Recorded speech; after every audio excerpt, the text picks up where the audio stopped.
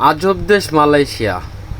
কেন বলছি জানেন? দেখেন, মুরগির বিভিন্ন অংশ আলাদা আলাদা করে বিক্রি করা হয়। এটা হচ্ছে জোহর বারুর এনএসকে মার্কেট। এটা পান্ডানের কাছাকাছি এই এনএসকেটা। গেছিলাম ওখানে ঘোরার জন্য।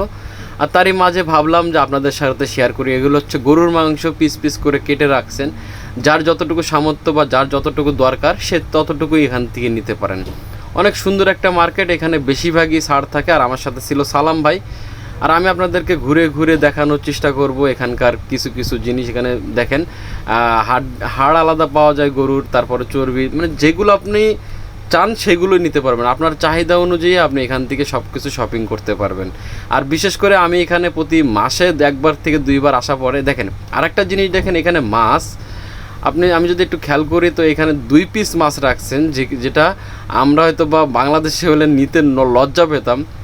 আর এখানে দেখেন পিস পিস করে কেটে রাখছে। এটা হচ্ছে সাইমন ফিশ, খুব সম্ভবত। আমি যতটুকু চিনি দুবাইতে থাকতে এই মাছটা খাইছি। অনেক টেস্টি একটা মাছ আর খুবই সুস্বাদু এবং খুবই পাওয়ারফুল একটা মাছ, যেটা খেলে ভিটামিনযুক্ত। যাই হোক,